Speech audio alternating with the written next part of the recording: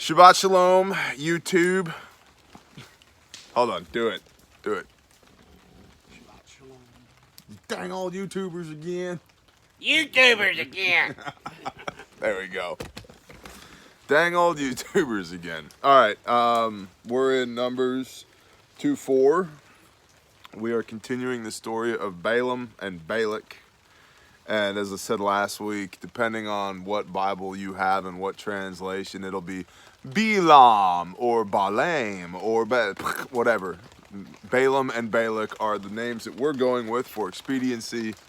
Feel free to write me angry emails about the mispronunciation because I get them anyway. So, and it's sprinkling. So if you're like, the audio's terrible, it's pretty good where we're sitting, so I apologize. This much. So staticky. So staticky. All right, Numbers 2:4. Hydrate.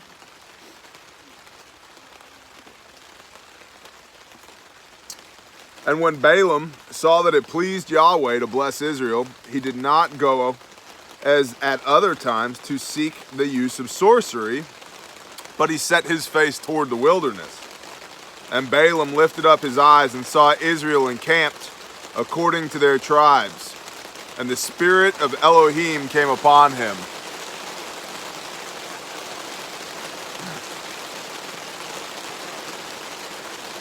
And he took up his proverb and said, the saying of Balaam, son of Beor, and the saying of the man whose eyes are opened, and the saying of him who hears the words of of God, who sees the vision of the Almighty, who falls down with opened eyes wide. How good are your tents, O Jacob, your dwellings, O Israel, like wadis that stretch out. A wadi is a riverbed that is dry unless it rains. So it's like a nice shallow area. We're sitting in a wadi right now, okay? Based upon our experiences, when it rains a whole bunch here, this is a wadi, okay?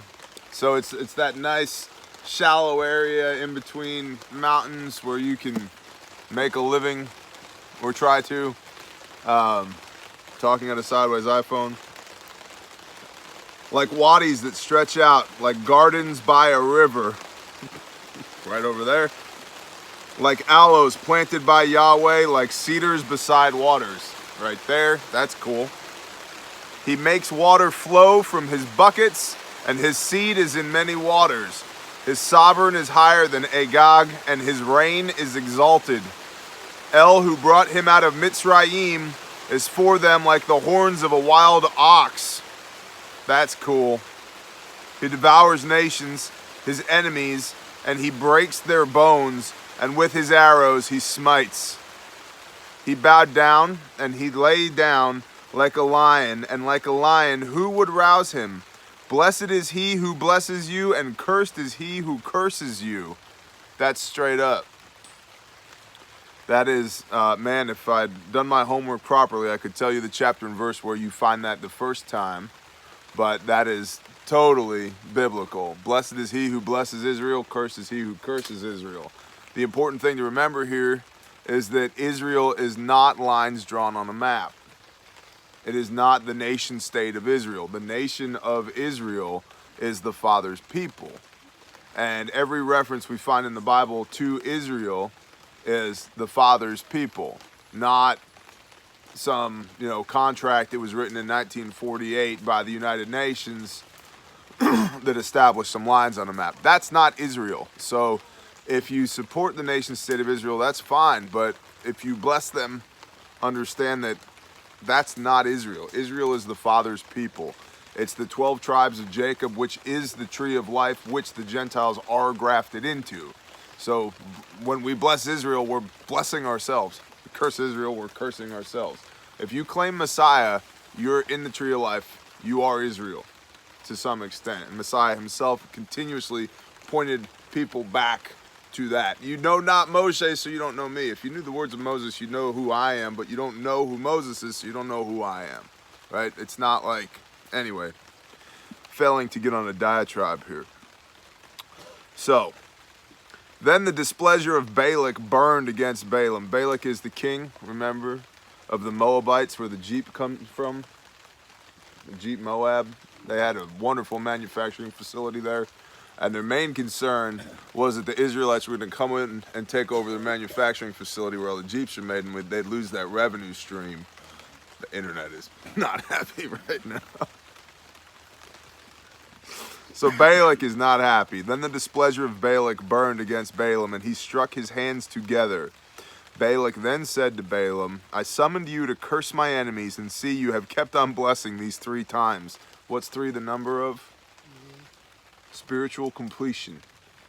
Like, boom. Wow. If you have 3 of something, you have all of something. And so if you've been cursed 3 times, you've been cursed all the times. If you've been blessed 3 times, you've been blessed all the times. Okay. And now flee to your place. I said I would greatly esteem you. This is Balak talking. Like, get out of here. I said I'd take care of you. I would hook you up, gold, silver, whatever you want.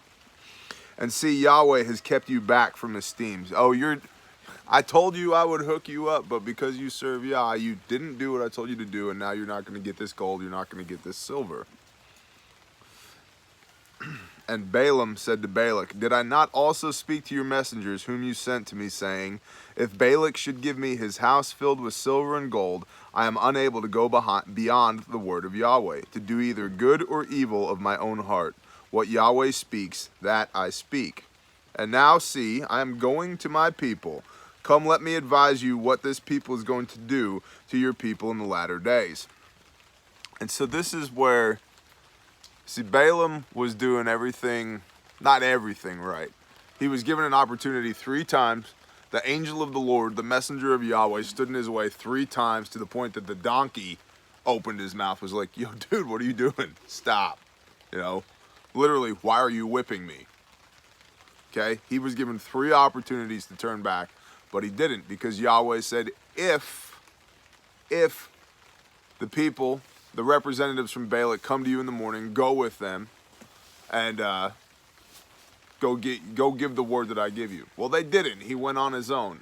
And then in the going on his own, 3 times, the angel of the Lord gets in his way, and he just keeps going. Gets his foot crushed, gets, PO'd at the donkey, starts beating the donkey, shows up. Then he kind of is, he's kind of making lemonade out of the lemons, right? Because he blesses Israel 3 times. I'm not Yah. It's not my job to judge him. But at this point, I could see, like, all right, you made some lemonade. We're good. And then he just... We're getting into why Balaam gets destroyed by the sword and was hated amongst the Israelites here in a hot minute. Okay. And so Balaam says, come, let me advise you what this people is going to do to your people in the latter days. And he took up his proverb and said, the saying of Balaam, son of Beor, and the saying of a man whose eyes are opened, the saying of him who hears the words of El and knows the knowledge of the Most High, who sees the vision of the Almighty, who falls down with eyes wide open. I see him, but not now. I observe him, but not near. A star shall come out of Jacob, and a scepter shall rise out of Israel, and shall smite the corners of Moab, and shall destroy all the sons of Seth. And Edom, the Edomites, Edom, however you want to pronounce that, shall be a possession, and Seir shall be a possession, enemies, and Israel is doing mightily. And out of Jacob 1 shall rule and destroy the remnant from Ar. That 1 is a capital O-1 in my Bible. So this is prophesical towards Messiah, right? And out of Jacob 1 shall rule and destroy the remnant of Ar.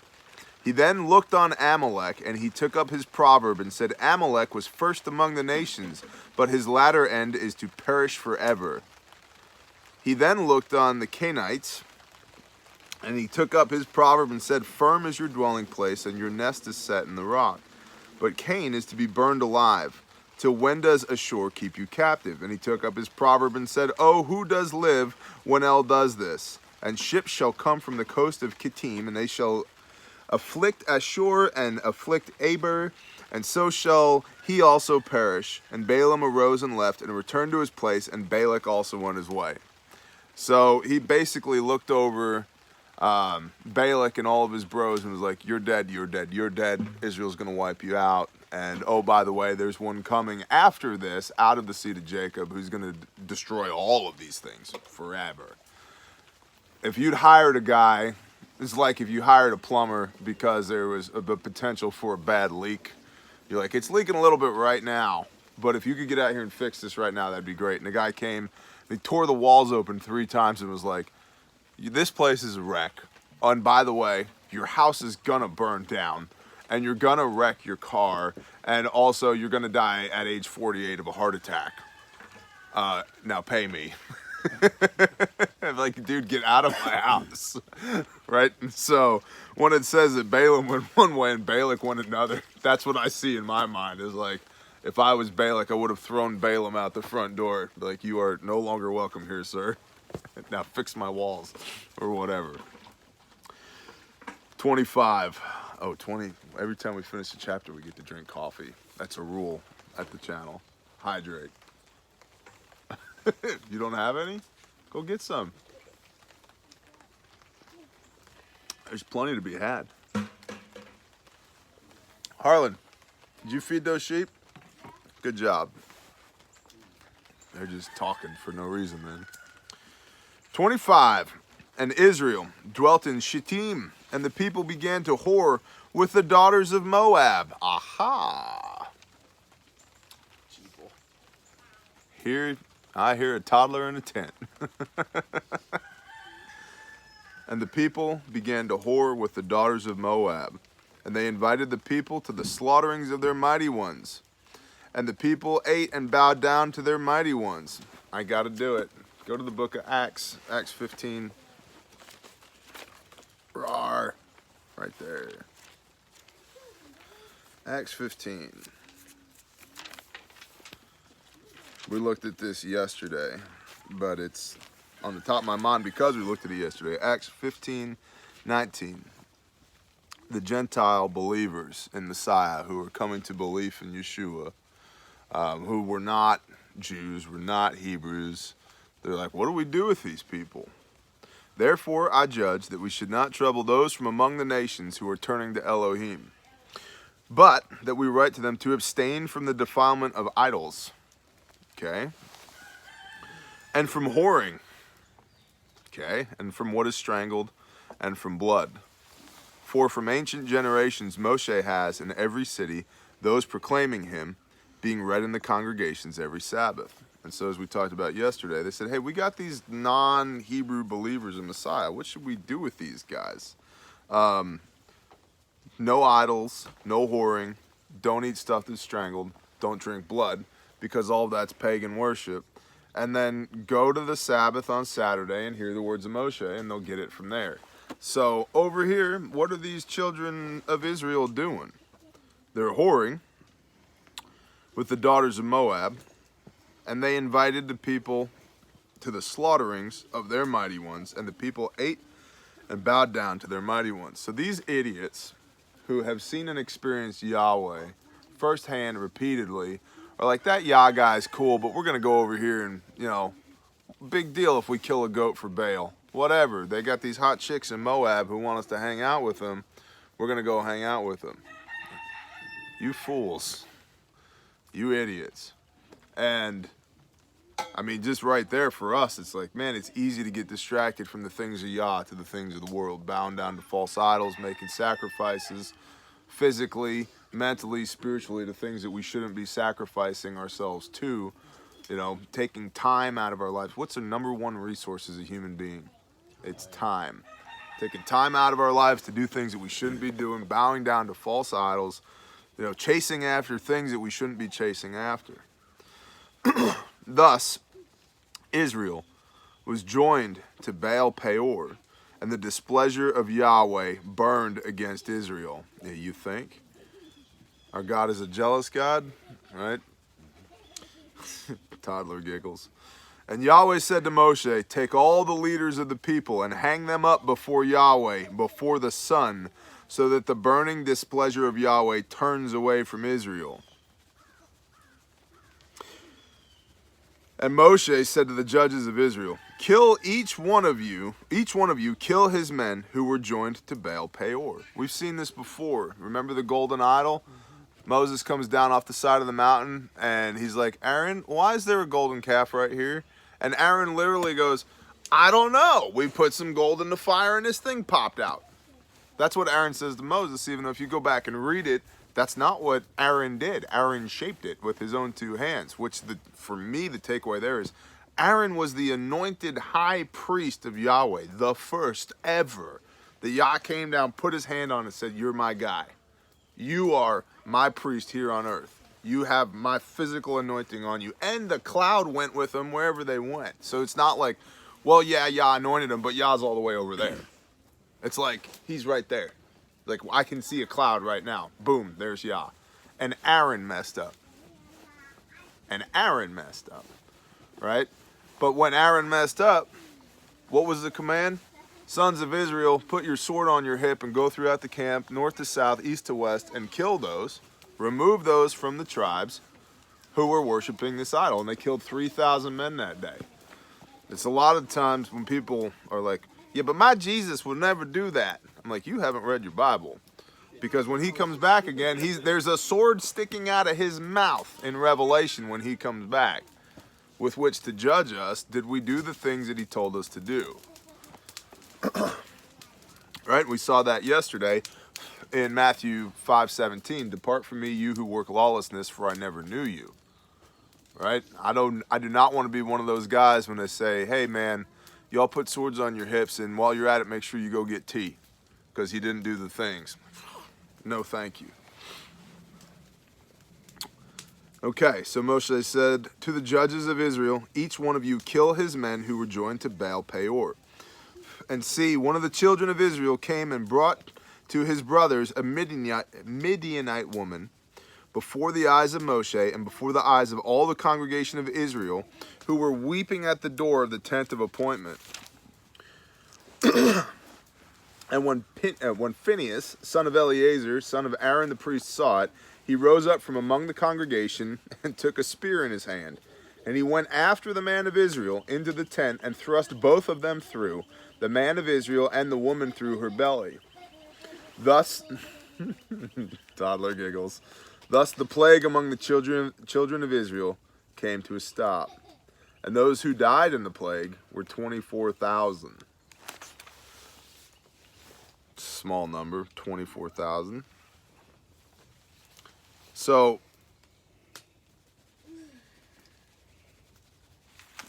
this dude brings a Midianite woman to the tent of appointment. Prior to this, we're told the Levites aren't allowed to, nobody gets near it except the Levites. And then they don't even go inside it. Only Aaron and his sons go inside it. And this guy comes strolling up with his Midianite whore. He's like, come on, baby, let's go on a date. I'll show you the temple.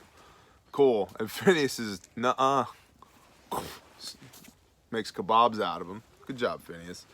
And then, man, I can't remember where it is, but I know it's referred to elsewhere. Man, if you had the fervor of Phinehas, it's like if you're not willing to shove a spear through somebody, and it's, a lot of people are like, man, this Old Testament guy, he's kind of hardcore. This God of the Old Testament, it's like he never got unhardcore.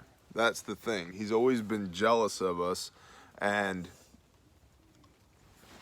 I guess what I'm trying to say here is that fervor has always existed, and I think the reason that people think that there's a difference between the Old Testament God and the New Testament God is because when we look at, you know, Yah made flesh in Yeshua, the emphasis on Yeshua has always been that on love. And love is great.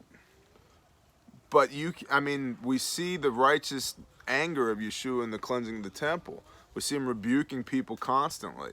He was hardcore enough that as he walked past, fishermen, and he said, drop your nets and follow me, they didn't go, screw you, bro, we're not going. And immediately they went, right? It's like, I think in my mind, if I was to walk out on a dock where some of these deadliest catch boats were, lashed to the dock and go, you, come here. What would it take for those guys to go, yes, sir, and drop their nets and come? You know what I mean? This guy was not, and when I say this guy, Messiah was not some pansy pushover polo wearing beta male, you know, and he was completely embodied the Father, right?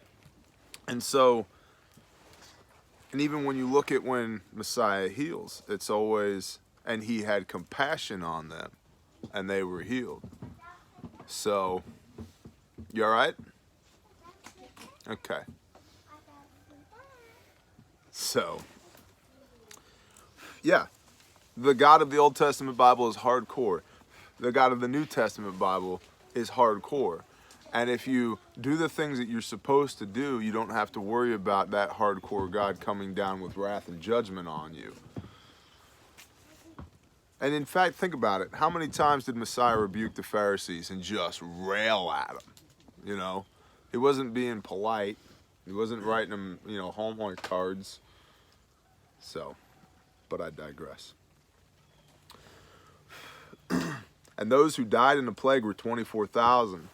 And Yahweh spoke to Moshe, saying, Phinehas, son of Eleazar, son of Aaron the priest, has turned back my wrath from the children of Israel, because he was ardent with my ardor in their midst, so that I do not consume the children of Israel in my ardor.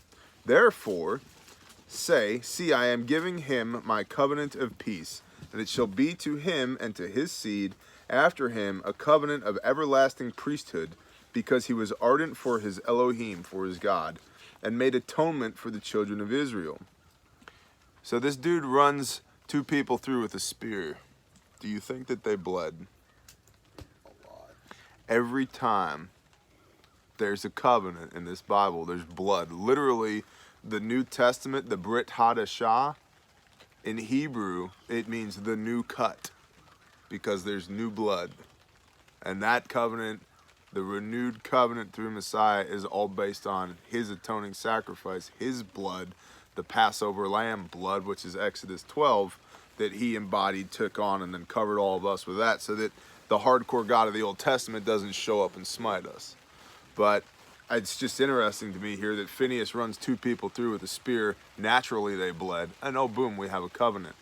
So whenever you see a covenant in here, it was understood, like people take a blood oath. That's how Yah does things. You don't get covenants without blood. You know, when they sacrificed an animal at the temple, there was blood. You know, and then actually, if you think about the culmination of these feasts that we've been working through, man, you slaughter 7 bulls and 14 goats. And I mean, just the slaughtering process, you're going to be covered in blood. Those bone white garments that you're wearing because you're the high priest and it's a high Sabbath, you're just covered in blood. And then they go around and they sprinkle that blood. And there's a weird thing that happens there, where it's like that blood is a sign of a covenant between Yahweh and us. And then you look at, what shall we tell the Gentiles to not do? Abstain from blood. Because our God's a jealous God. He doesn't want anybody else playing with that, messing with that. I don't know. It's an interesting parallel there. It's the same thing with whoring. Because he tells us repeatedly, fertility is mine. If you look throughout Genesis and Exodus, he makes it clear, like, if you do my things, fertility is mine. And a lot of people who have come to the way and who've started keeping the covenants, keeping the commandments, they go from, like, clinically they'll never be able to reproduce to, hey, we're pregnant with twins. How'd that happen? And if it was one, it'd be a fluke. But it's like dozens of people that I've talked to. Well, the doctor said that we could never conceive, and then, man, we just started eating Leviticus 11 and keeping the feast, Leviticus 23, and, you know, we had a conviction to do Shabbat, and we did it, and next thing I know, my wife's peeing on a stick, and we got 2 pink lines, and I'm like, wow. And to the point where, like, I'm still amazed by it, but it doesn't surprise me anymore. You know what I mean? I'm like, that's awesome, but I could have told you, you probably got a coin toss of fixing that just by doing the things. If you read the instruction manual and follow it, it'll end well for you. So anyway, therefore say, see, I am giving him my covenant of peace, and it shall be to him and to his seed after him a covenant of an everlasting priesthood, because he was ardent for his Elohim, and made atonement for the children of Israel. And the name of the man of Israel who was struck with the Midianite woman, was Zimri, son of Salu, a leader of a father's house among the Shimonites. And the name of the Midianite woman who was struck was Cosbi, nice, the daughter of Sor. He was head of the people of the father's house in Midian. So, basically, he killed some nobles. Oh well. And Yahweh spoke to Moshe, saying, distress the Midianites, and you shall strike them, for they distressed you with their tricks, with which they deceived you in the matter of Peor and the matter of Cosbi, and the daughter of the leader of Midian, their sister, who was struck in the day of the plague because of Peor. Basically saying, hey, they messed y'all up, y'all go mess them up. And so that's the end of 25, and we're going to hold there because 26 is a massively long chapter. So that'll be next week. But the takeaways here for me is like, if we just do what we're supposed to do, things end well for us. I don't know where my bookmark went. I found it. That's not it, but it'll do. So Balaam was given 3 opportunities to get his poop in a group and didn't. And then he could have walked away from this whole thing, but instead there's an instruction of, hey, here's how you take out Israel. You can't defeat them militarily, but what you can do is send all your young ladies into the camp, and you can distract them, you can get them to worship other gods. It's Abraham Lincoln, a house divided against itself cannot stand, except for the fact that that's in the book of Matthew. First time I saw that, I was like, that's cool, Lincoln read his Bible. And then I was like, well, his speechwriter probably read his Bible. But, so that's why Balaam is cursed amongst Israel. They hate him because, and also, Balaam claimed Yahweh. He was, oh, I know who Yahweh is. I can only say what he tells me to say. He was right there at the end. He could have just walked away. But instead he's like, here's what you do. Hook up with all these Midianite women. Get your ladies down there. They'll corrupt these guys. Because, I mean, military-age males, listen. Hang a woman on the arm of a military-age male, and probably 50% chance that you're going to distract them enough to get them to veer from the way, right? And I know we have a lot of military guys at the channel, and so you'll understand, right? Think about it. You're in theater. Somebody comes up and is like, hey, you're cute. Let's go on a date. Yes, ma'am. Let's roll, right? So, anyway, Balaam could have walked away, kept his mouth shut that final time, and he didn't. And a big takeaway for me as well is, just as I need to do my own homework, and y'all need to do your own homework, and y'all need to do your own homework, Balaam claimed Yahweh, spoke to Yah 3 times. Yah came down and spoke to him 3 times.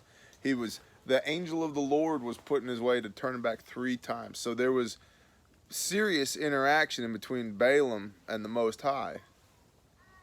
And he created an opportunity to destroy Israel, the Father's people.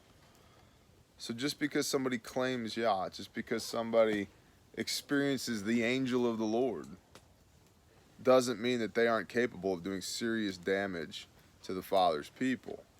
And so that's what I mean by, y'all need to do your own homework. I need to do my own homework. Y'all need to do your own homework, because just because somebody claims Messiah, just because somebody says, yeah, I'm here doing the business of the Most High, doesn't mean that they can't absolutely destroy you from within. All right? And so we need to be careful of that. And wisdom and discernment is absolutely a gift of the Holy Spirit. And we need to use it. And we need to know enough about what our word says and know enough about what the Father's voice sounds like, so that when we hear it, we're not like, is this me or is it God? Or it's, people all the time are like, Bear, how come God won't talk to me about that 300 acres that I want to buy? Because you don't listen to him when he says, go talk to Jim at the water cooler. You don't know what his voice sounds like, right? And so you start, you're dead. You start doing his things in the little things, and you exercise obedience in the little things, and you learn what his voice sounds like in the little things. And when he does talk to you in the big things, it's not like, hey, I wonder what this is. No, you're so intimately familiar with the Father that you don't have to guess, is this your will? You just know, yeah, that's what it is. And a lot of times we want his will to be something that's comfortable and safe and easy, and it's not.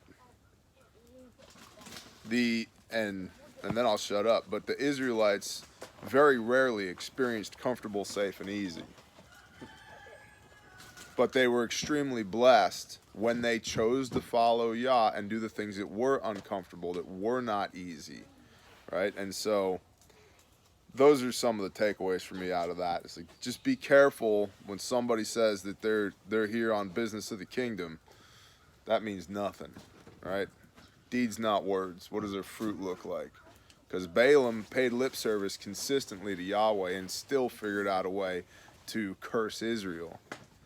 So be careful of that. And then walk in the way. Hear his voice. And then when he does talk to you, there's no question, is that you, God? Of course that's you. We talk all the time. I know what you sound like. You know, it's like you get a call from a telemarketer. Like, I'm not even listening to this. You know, but if it's somebody you talk to every day, talk to regularly, yeah, I'll answer the phone when it rings. So, thanks, Balaam. Shalom, y'all.